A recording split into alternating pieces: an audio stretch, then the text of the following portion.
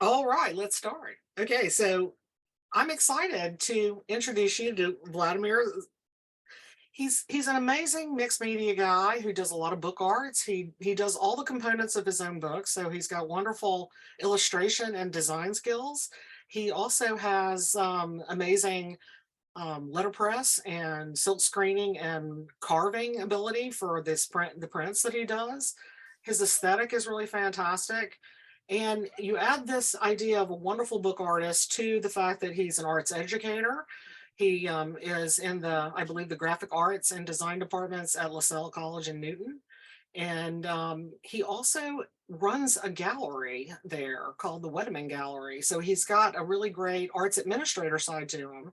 So he's a real amazing package of ideas. And I really just thought Nebo would get a really great kick out of not only looking at his work and hearing how his process is and some of his backstory, but also just really getting to know him because we're seeing him all the time at these fairs. We're interacting a lot in this community that we have here in the Metro Boston area. So he's a good person to know, and I really respect his work, and I really think this new work that especially this new book that he's going to share a lot with us is going to be fantastic. So I'm going to go ahead and hand it off to him and let him take it away. Okay, thank you so much, Christina. I really appreciate this. Really appreciate you inviting me over here and speaking to the New England book artists. And as you mentioned, we've seen each other at book fairs, at the gallery. Just one correction, we have, it's now LaSalle University. Oh, it's okay. So My a few apologies. years ago, right? But the Whitman Gallery is very much big. It's a big part of our building of the communication design department, communication School of Communication and the Arts at LaSalle University. So I would be happy to share my work with you. And if you have any questions, please put them in the chat. And I want to leave some time towards the end for some Q&A. But I'll jump right into this. The beautiful thing about this format is that I can invite everybody into my studio.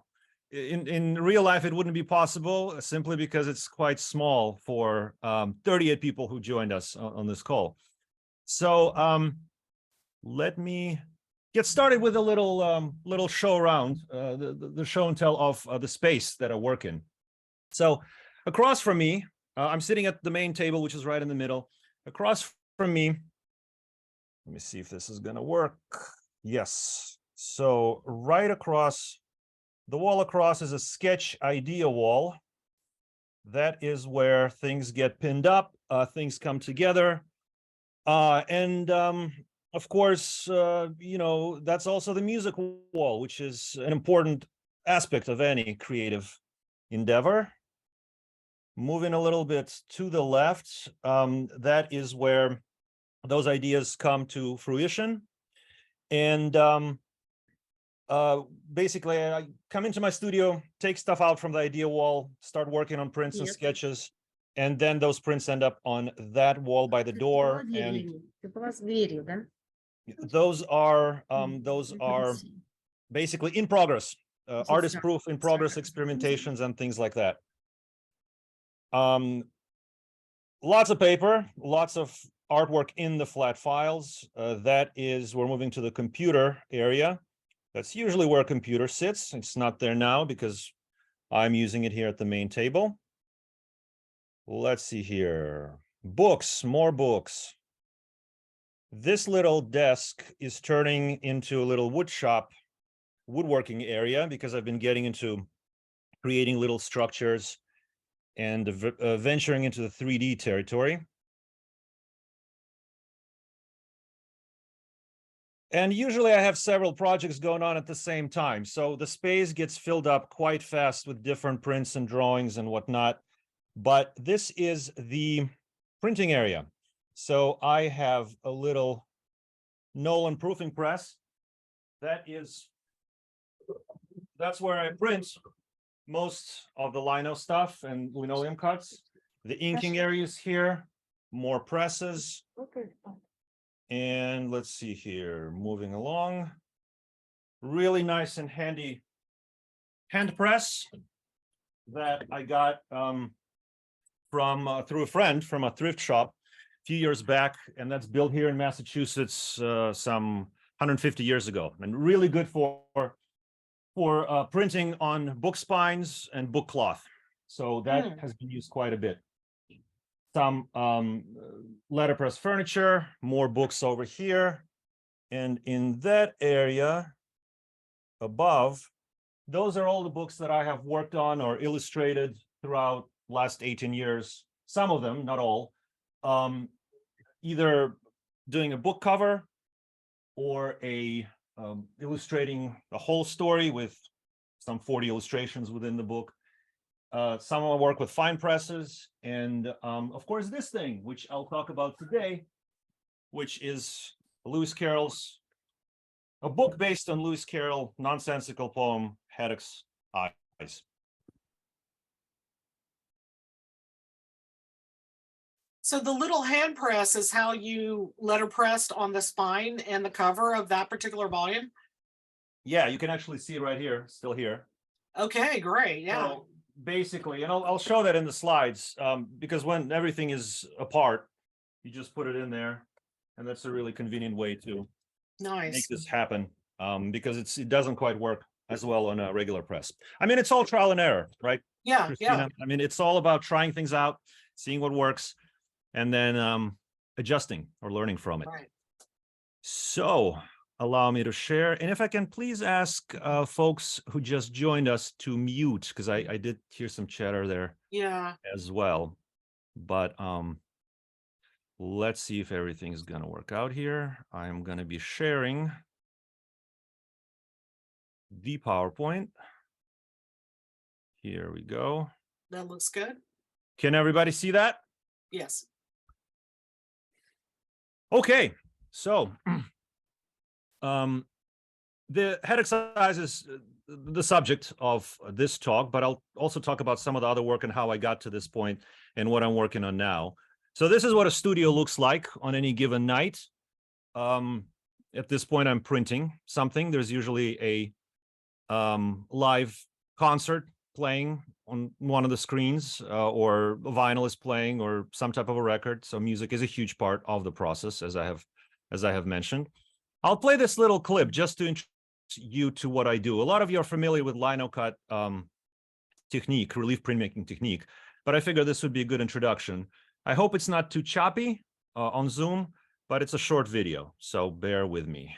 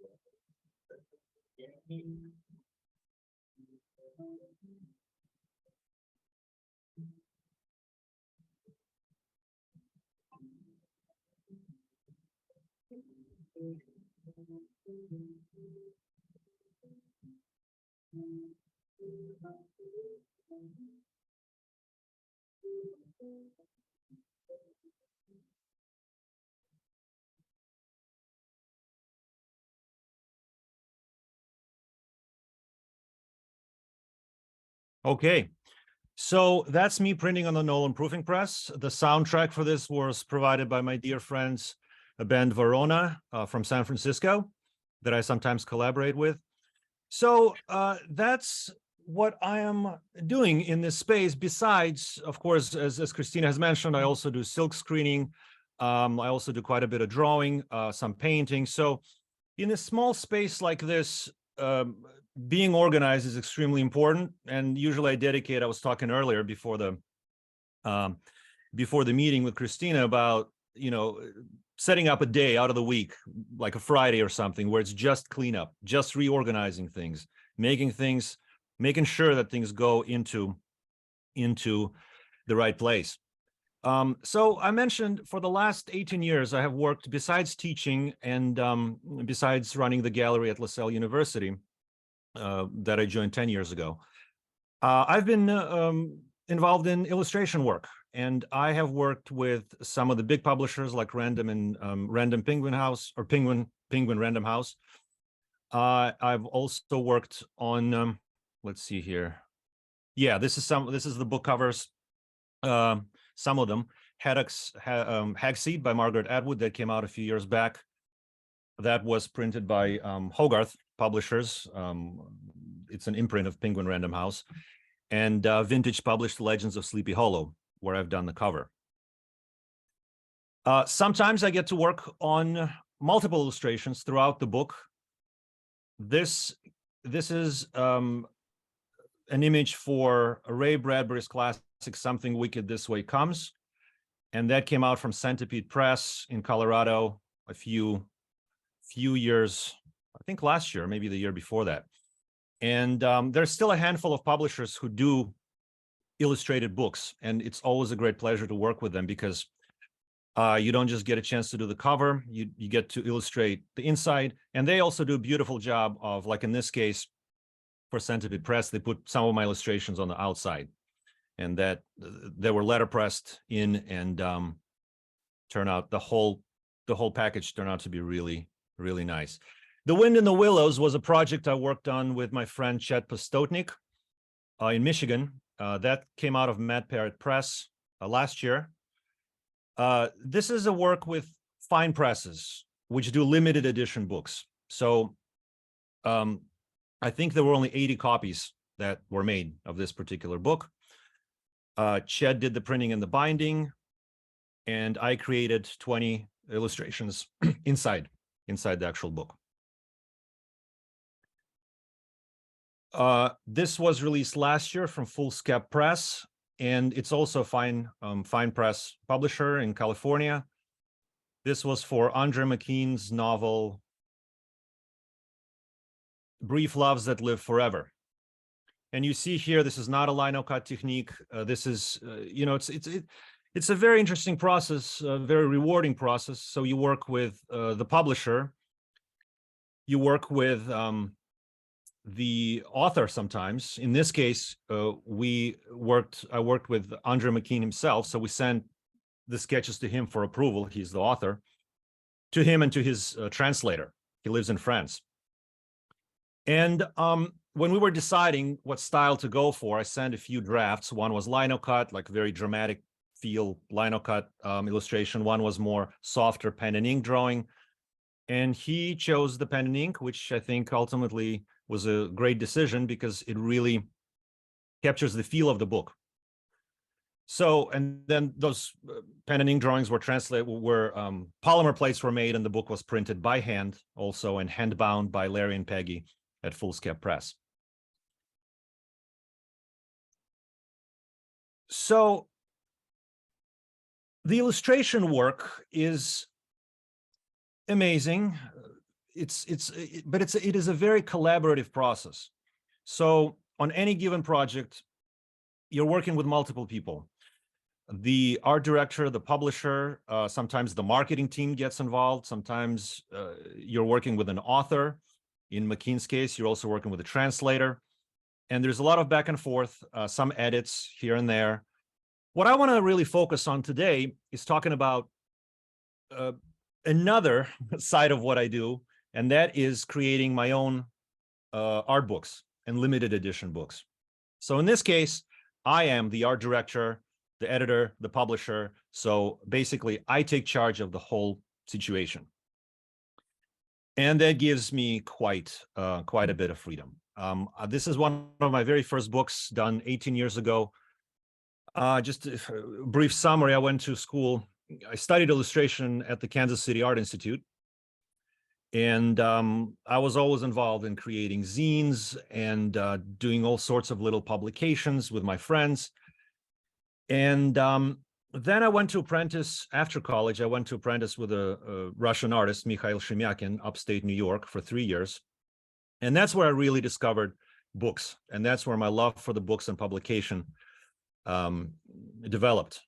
And then I decided to really dive into this, and I went to London to get my master's at Central St. Martin's College of Art and Design, and specifically focusing on publication design, illustration, and letterpress printing. So those were some of my very first experiments. Another book that I've made some time ago was based on my first limited edition book that I made was based on the writings of Ukrainian author Nikolai Gogol, and it was called The Diary of a Madman.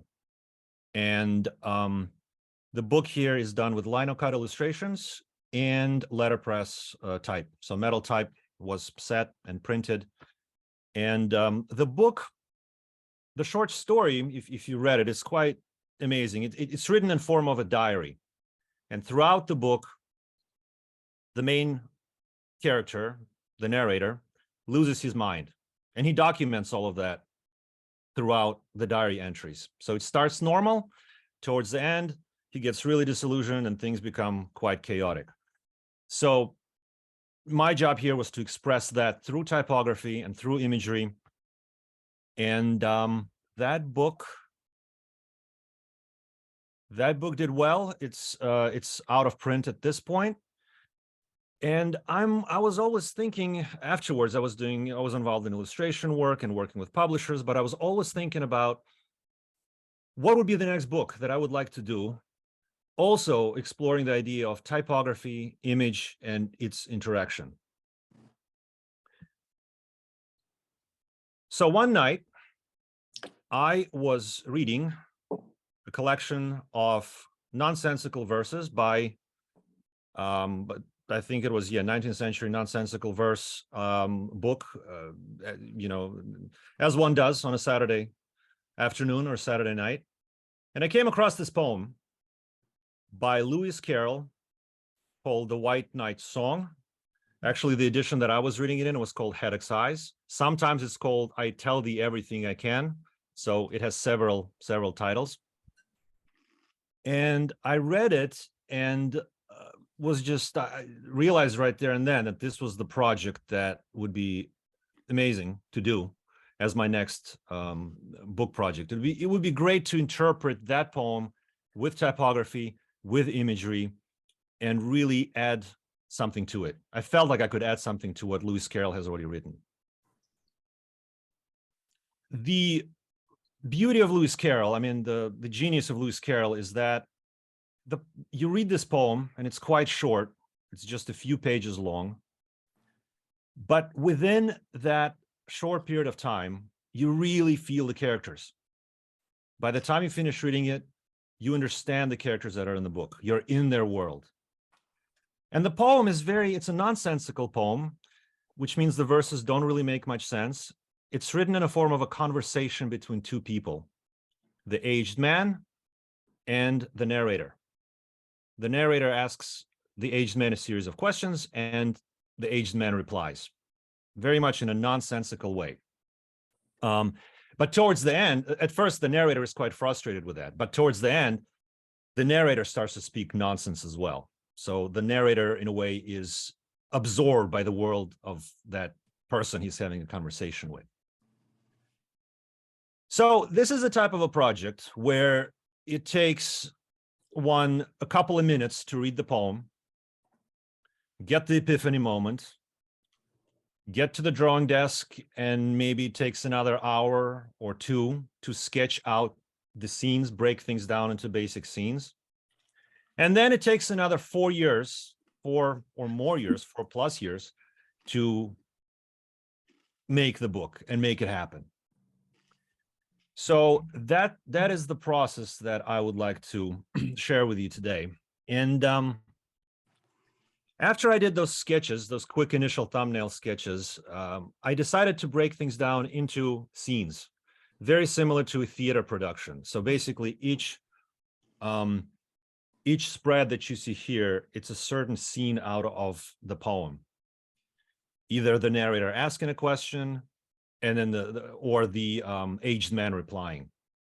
So I started mocking things up, and that is I always pin things up on the board, take them down, revise them, put them back up again, multiple hundreds of revisions throughout.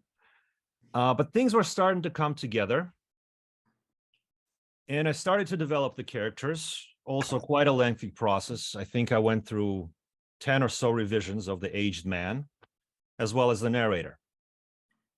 And then there are also characters that I just introduced completely from my own imagination. So that monkey that you see there on the lower left, that's not part of the book. Lewis Carroll does not mention a monkey in Heddock's Eyes. But that is really the beauty of working on a project like this, where my job here is not to illustrate something. My job here is to interpret and add to Lewis Carroll's writing without distracting. So in a way, it is a collaboration, but a collaboration between me and the author. Once the characters were designed, pages were more or less put together and mocked up, started carving. And I usually order rolls of linoleum that come in. Recently, I've been getting my linoleum from London. I don't like to use Battleship linoleum. I know that is something that is widely used here. I just find this stuff to be much better, and I think it takes the ink better. But that's just a personal preference. And I started printing things, making proofs, seeing how things would look, recarving things multiple times. And I decided on 2 colors. I wanted this to be simple because there's so much content in the book already. There's a lot of imagery and type play that's going to be happening. So just 2 colors, black and sepia.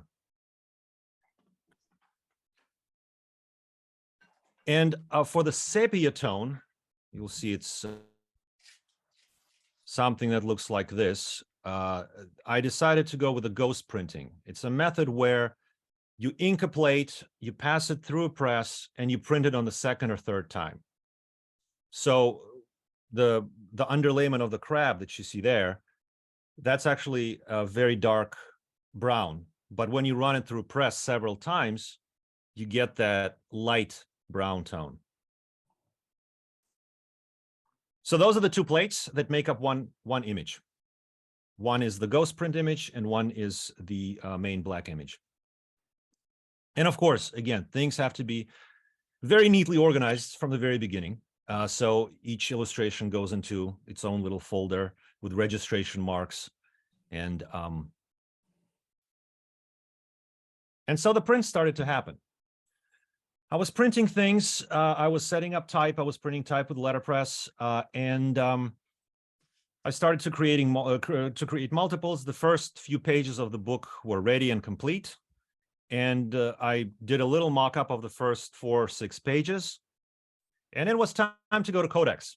Codex is, as many of you know, it's one of the largest book fairs, artist book fairs, that takes place in Richmond, California, every 2 years. And it's a great gathering for artists and my colleagues. And it's also a great place to showcase your work, not just the finished product, but also something that's in the process. And I showcased this dummy that I put together, this quick mock-up of the first 6 pages. And it's great for 2 reasons.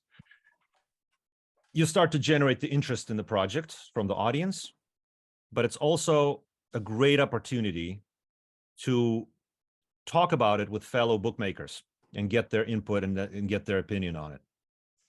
So with this particular project, with this particular mock-up, it generated quite a bit of interest, but also I wanted to get the expert advice and opinion. And Chet Pastotnik, who I worked on Wind in the Willows on, he was there, and he's a master printer. He's been doing it for years, and he does amazing work and amazing printing work. He did dozens of books already, limited edition books. So I asked him, what do you think? How are things coming along? What do you think about this? And he said, looks great. It's going to be an awesome book. Go for it.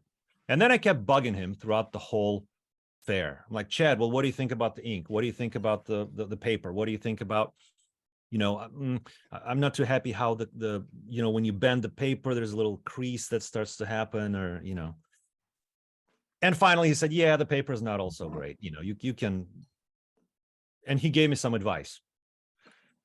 So I went back to the studio. I went back to Boston, and I ended up reprinting all the work that I've done up to this point. And that is an important point that I want to make, is that with projects like this, you really want to get it right. And if it takes a month or two to just reprint or redo the work, then be it. Because I got a bunch of new paper. It was more expensive, but Chad was right. It printed much better. It held the ink much better. It bended much better. So that's what I ultimately went with. This little clip, I'll play you a little bit of this. This is outside of Boston, Charlestown, Massachusetts. And it's a stove factory, which it's used to be an old factory, which has been remodeled, and now it houses quite a bit of artist studios. And that is also a place where Reflex Letterpress is located. It's run by Ted Ollier, and it's a collective. I think there's about 6 or 7 of us. And you pay a rental membership, and you can come and print on Vandercooks, or, as you know, more heavy-duty presses. And for some of the imagery here, I had to print it. I had to go beyond my little flatbed press and print it on more heavy-duty machines. So you'll see that in a minute. I'm attaching the plate here, the lino plate, to a piece of masonite. And that is Vandercook number 4. I'm sure some of you are familiar with this machine. They're expensive, they're hard to find, and I just simply don't have room for it. So Reflex Letterpress is an amazing resource. And the other advantage of those presses is that they're you put the inking, but they're automatic, so they ink the plate for you.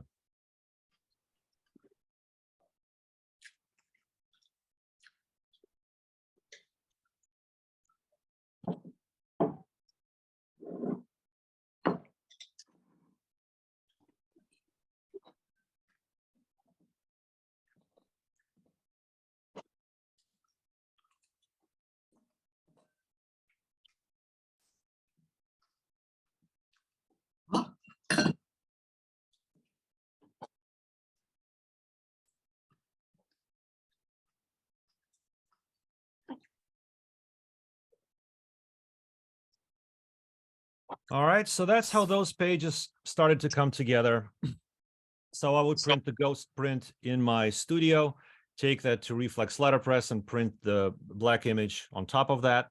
And that's also where I printed most of the type, because you really need precision, which is hard to get.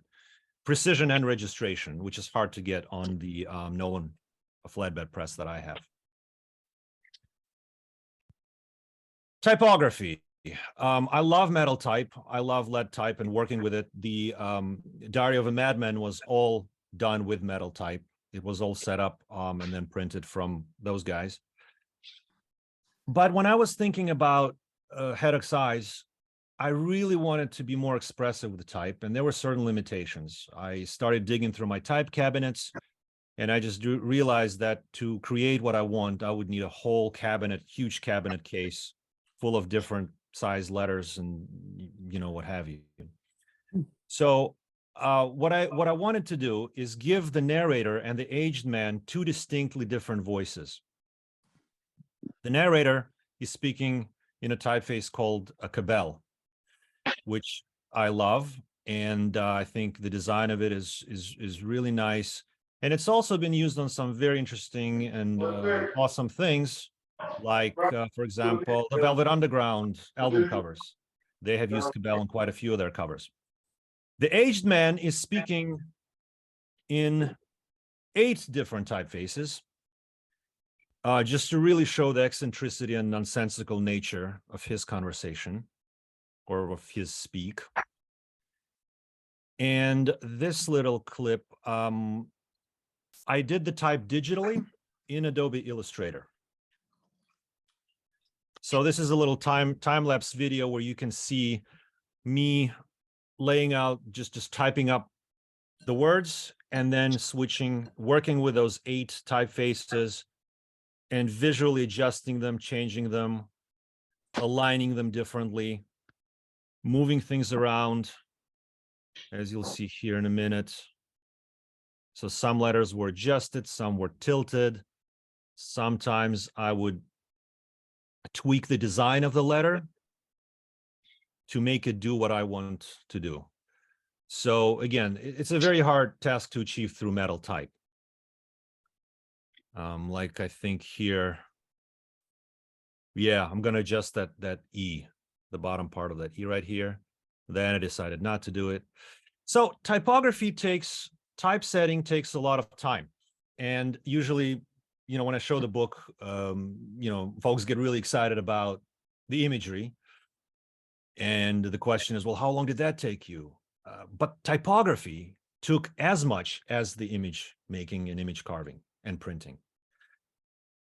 Once the compositions, the letters were formed in Adobe Illustrator, I sent the file to get polymer plates made.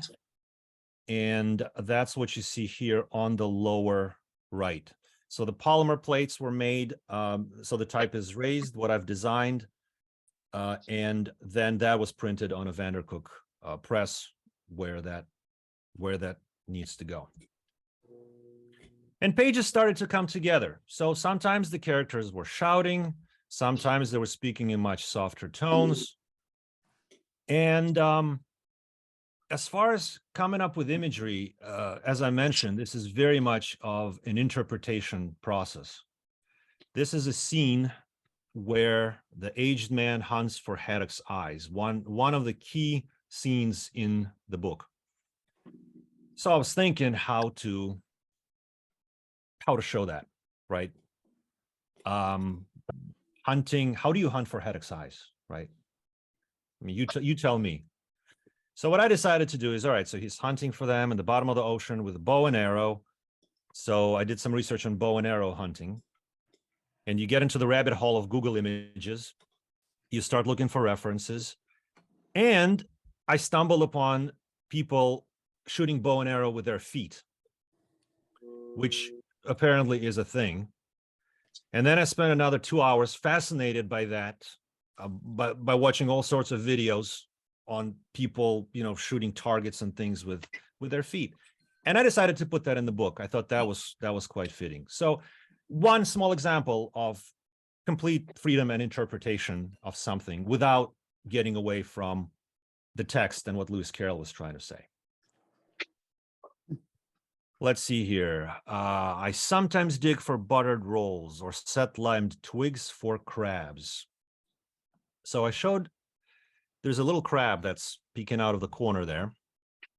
And I had so much fun working on the crab.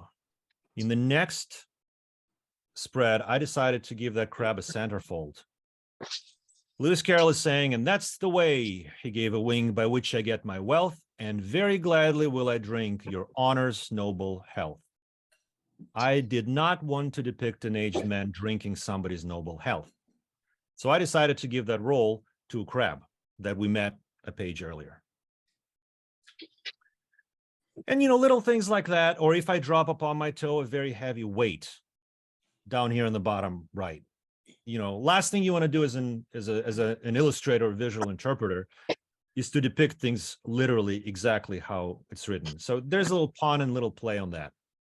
So that main character is dropping the opposite of heavy on his toe. Last 3 pages were quite crucial. I didn't introduce any new characters. It was more of a collage of things that happened in the beginning of the book.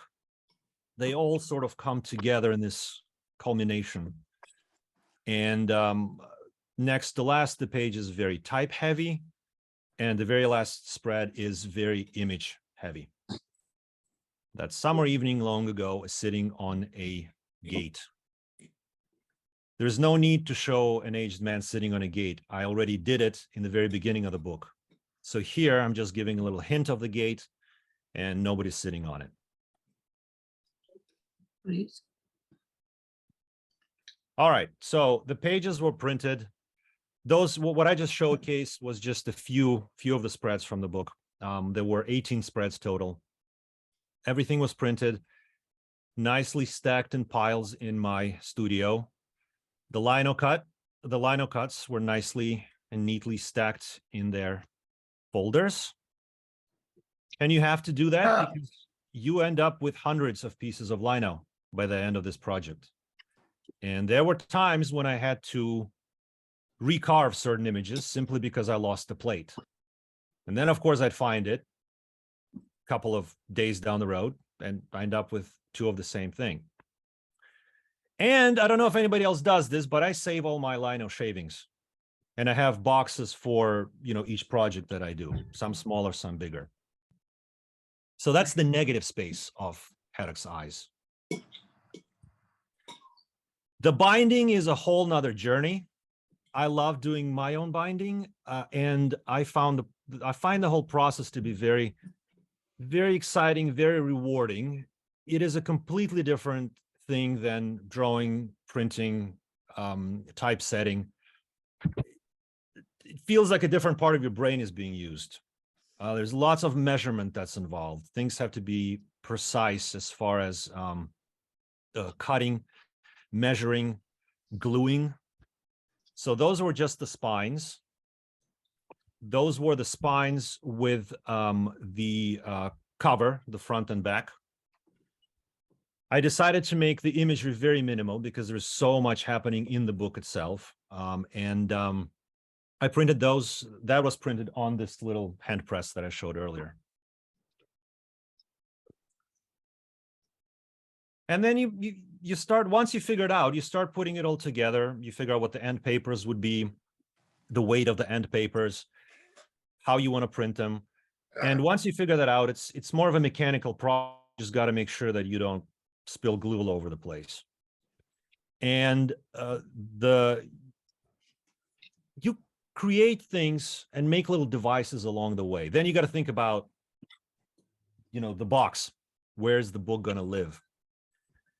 So here's me putting the box together. This is a little device that I came up with to make sure that all the angles of my book are exactly at 90 degrees. Because everything has to fit just right. Book box cannot be too loose. It cannot be too tight. It needs to hold the book just right. Of course, multiple failures along the way, multiple trial and error things. But once you figure things out, you're rolling with it. All along, you're still thinking about creative things. And when you're working on a bookcase or a book cover, you're thinking in 3-dimensional terms, which is very different from thinking about illustrations within the book. And along the way, I started jotting down some ideas. What if the book was 3-dimensional this way? What if there was like a little dowel sticking out of it? What if they were connected somehow?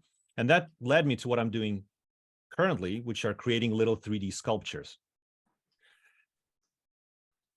But the Headache's Eyes came together in April of last year.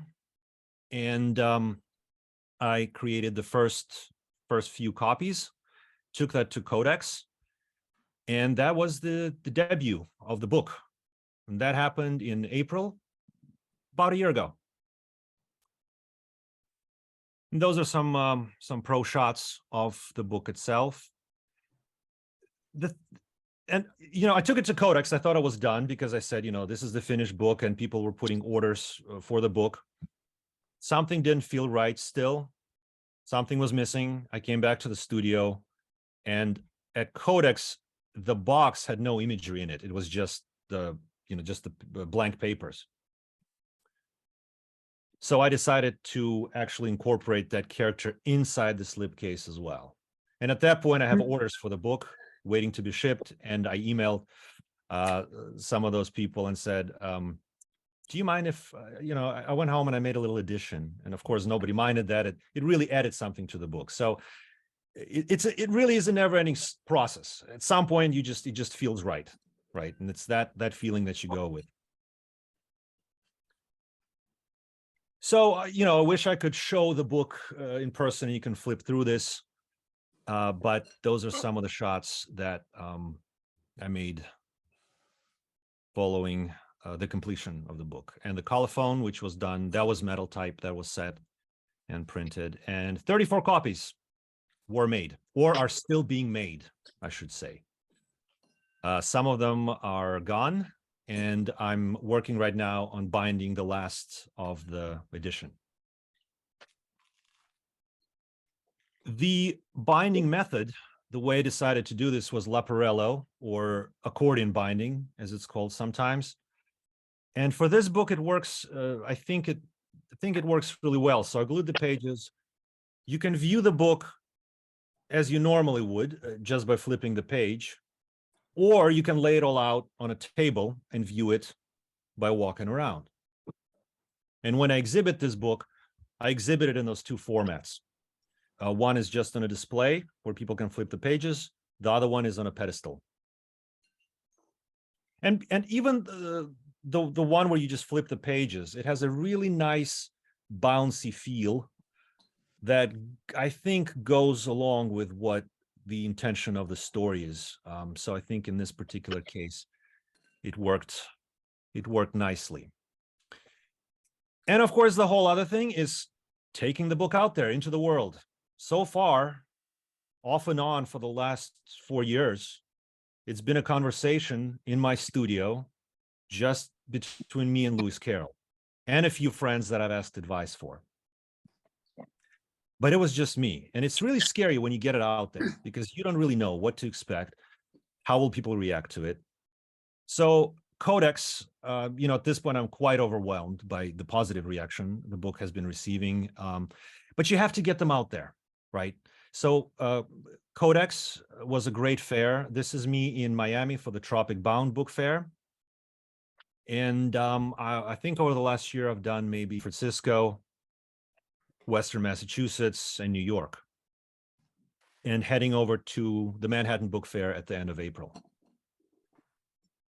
And, you network, you email people, you send, hundreds of emails, you show the book, because otherwise it's not going to be moving. So, at this point, it's that networking, which is as important as the creation process. That's how you reach out to, reach out to the collectors, reach out to libraries, to universities, special collections and places like that, or they reach out to you. But you have to be visible and you have to be seen. I've also put together quite a lot of video footage for this project. And a big part of it was done when I was on sabbatical from LaSalle University. And that was during COVID. So I really had the time to spend documenting the process with video footage. And I'm not showing a lot of it here just because I think it might be a little jaggedy over Zoom, but a little documentary of this will be coming together shortly, hopefully. Last thing I want to talk about before we still got time, Christina, right? A few minutes? Yeah. Yeah. Good. I'm enjoying this. Okay, Yeah, good. Everything sounds all right, clear at the.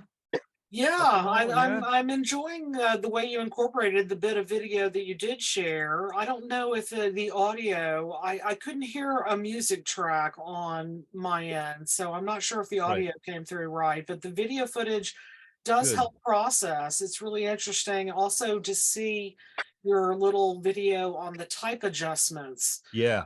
To show thought process. Fascinating. Yeah. Thank you. No, so that will be happening, and I'll get it out there, and I'll let you guys know when that comes out. But that's going to be probably will exist as a video on YouTube or social media and things like Yeah. that.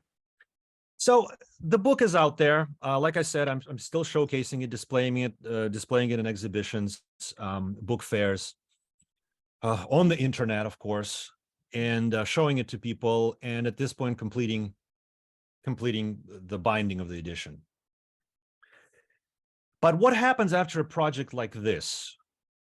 What happens after is in many ways is inspired by what I just spent 4 years doing.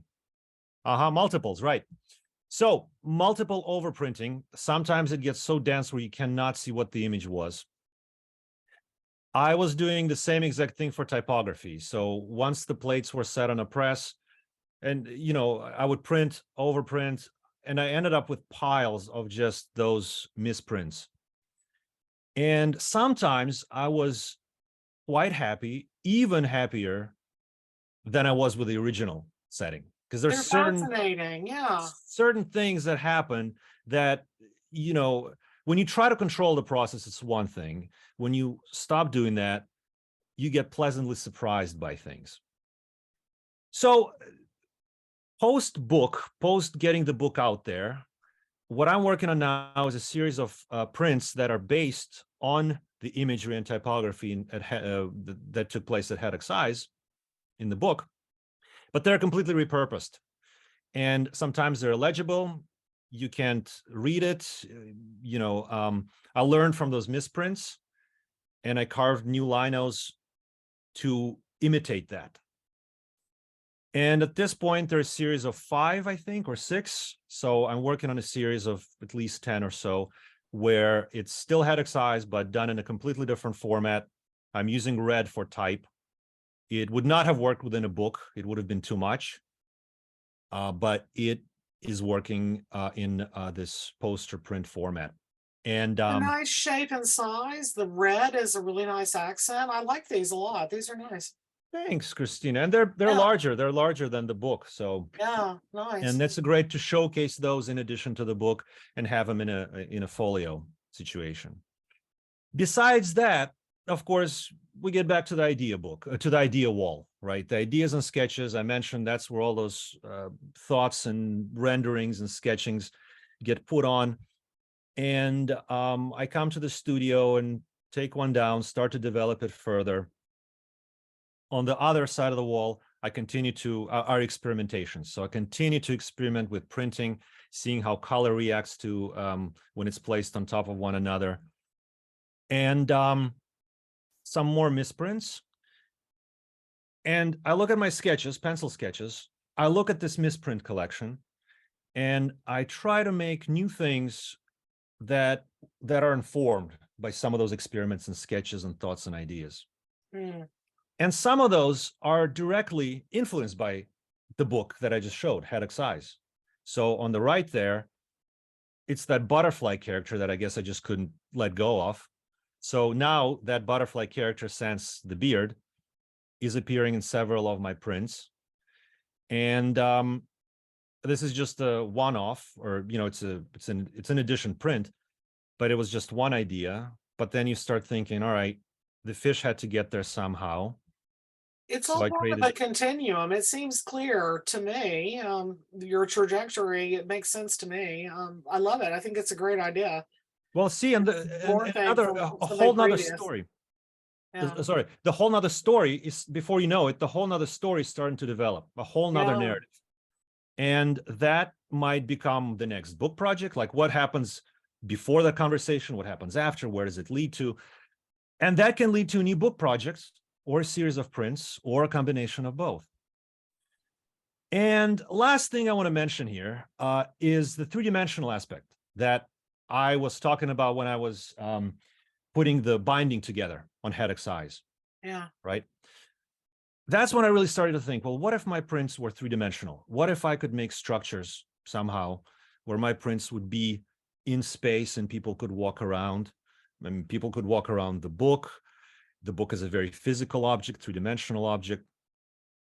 So I started to turn my prints and my ideas into three-dimensional objects. Some are they're structures with balls of wood, printed with lino cuts. Some things are cut out, just flat, like you see that person or the hand holding the head.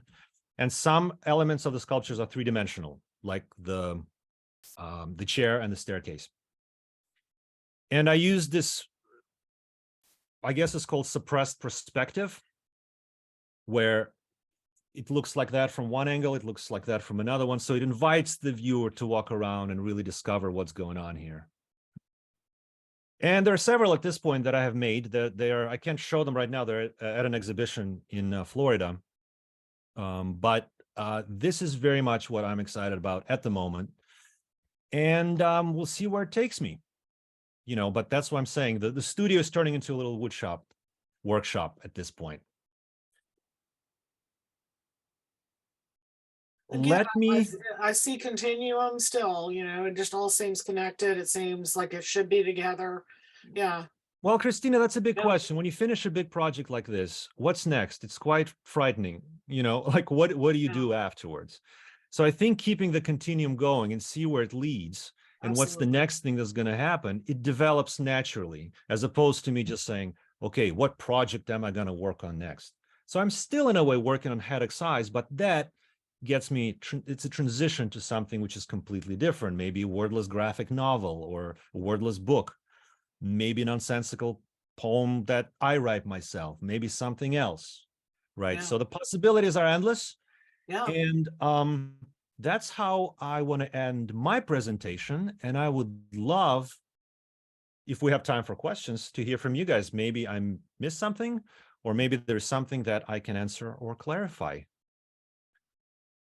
But thank you so much for spending the last 45 minutes, 50 minutes with me. Yeah, no, it's fascinating stuff, honey. And we really appreciate getting a really serious look at your technique and some of your thought process. It's, your aesthetic is, consistent and right on through all these different kind of medium. And it's pretty impressive that you can maintain such integrity in your style and your aesthetics and your abilities across all these mediums. So it's I'm pretty impressed with you, to be honest. I have to be like, wow. Some of the people in the chat are going wow too. And I would love to go into gallery view and us just ask questions. So let's if you have a question, let's go ahead and let's talk and see what you can say to Vladimir here. And everybody can unmute themselves at this point. Is that correct? Yeah. Can they do that? They can, I believe. I don't have them set so they can't. We have a question here that asks, how long does a single panel take to complete with all the shading, like one of your big lino cuts? How long total would one take for you to complete? The whole spread? Yeah, like one spread. It really depends. There's no, like I said, some of them come really fast. Yeah. At this point, I've carved miles and miles of lino. Well, not miles, but a lot. So it is very much. I still make mistakes all the time, right? And sometimes I just mess things up right in the middle. Have to start over. Some things are very natural and they come within a matter of days. I'm done. And some things takes weeks because I'm not happy with something or I mess up on something. But once I have a very clear sketch and a draft of and the layout, it's a relatively straightforward process of carving things. Yeah. It's all that other stuff that really gets in the way. Yeah. Vladimir, can I say something? It's Jill. Hi, Jill. Hi. You know what I'm really enjoying about the 3D pieces, and it gets back to what you were talking about when you're creating the book and you've created these beautiful images that are so important to you. And now you can isolate those images and put them into these 3D sculptures. So you're actually taking like the butterfly, for example. I'll just use that because you did. But now they can be isolated and then shifted into these three-dimensional sculptural compositions. And I think it's so extraordinary.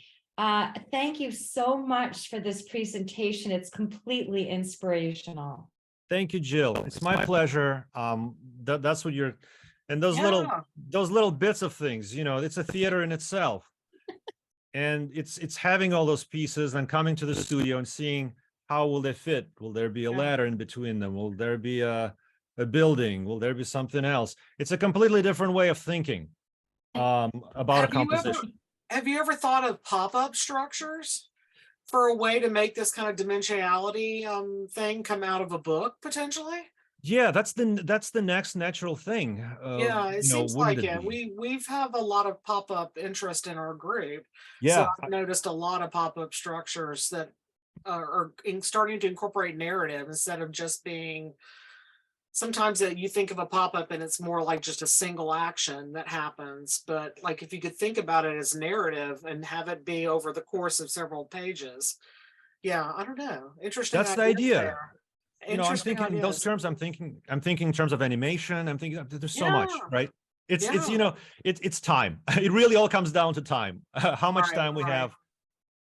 Because this stuff is time consuming, and I work mostly at nights, uninterrupted. You know, where you can come into the studio and spend good 3, 4, right. 5, 6 hours just making things. And sometimes I end up with nothing, and sometimes I end up with this eureka moment.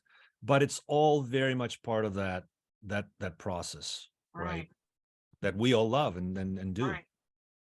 Well, with the overprinting fascination that's going on there, you can see that the process was key to finding that outtakes of the process had just as much value or even more so potentially value because it's leading into new ideas, right? So Mhm. process is huge in your work, clearly. Um, I have a question here about your website. I know you have two websites. So tell us about both of the two sites and why you have the two. Like why is Wild Pangolin separate from your own website? Just out of curiosity. Wild Pangolin is my imprint, so it's basically just a title of my studio, right? And the book, The Haddock Size, it is under that Wild Pangolin imprint, and all the future projects, book projects, are going to be under that imprint. But of course, I'm Vladimir Zimakov is still the artist behind it. It's Right, just an easy way to keep things separate from, say, the illustration work or right, the commission work that I do, or some of the drawings that I do. So this is more to organize things in more of a book format. At this point, the Wild Pangolin Press website is more of a process blog. So right, that's where I kind of post pictures and process videos and things like that. Website is a different thing. It's more of my portfolio, where right. I'm represented as an illustrator, as a visual artist, and also book creator. But it's just one of several Right. things. And The that's website, by the way, is very outdated. It needs to be. I need to put that and together. But what are those two web addresses for us again?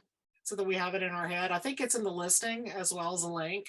yeah, it's What are the VladimirZimakov.com, just my okay, last, my first and last name, and wildpangolinpress.com.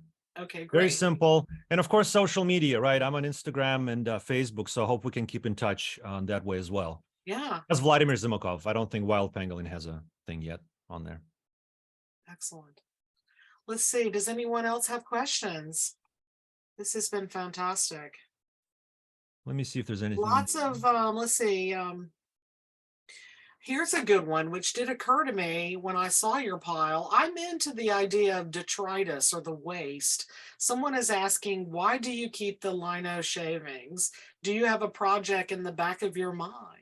You never know. They're right there. They're on top of the shelf, sitting for their moment. I don't know. It just why not? You know, there's still space. When I'm gonna start to run out of space, maybe I'll do something with them. But Well, if you're moving into sculptural concepts, they might end up becoming part of that idea, there you go. potentially. There you go. There There's no is rhyme or something reason. beautiful about the texture of the pile, and like even if you just did photos and used it Yeah, as like a yeah. Do background. you keep the shavings separate? Um, are they per project, or do you just put them all in a big jar? Just put them all in a big jar or boxes at this point. Yeah, Various Hmm. boxes. Some of them are like this, you know. yeah. Well, see, and see how much interest the shavings have gotten in our conversation. So Yeah, there's something well, for them. there's something compelling about them. There is, and who knows what it is yet. You haven't found its purpose. No, well, one I'm concept. sure you will one day, though. Fascinating. Thank you. Oh, look at Excellent. hello, Vladimir, Donna, and Ignacio here. We were the people at the table next to you at Northampton Book Fair. Yes. Hi. It's Oh. wonderful today to see your thoughts, thoughtful explanation of your process. Very special book. Yeah. I especially love to see and hear your description of the use of typography. So this is really the beauty of going to those fairs, small or large. There's no such things as a bad book fair, because you meet people, you make connections. Over the last years, I think Codex I've done maybe 8 times. There's some new book fairs. There's one here in Boston, the Artist Book Fair.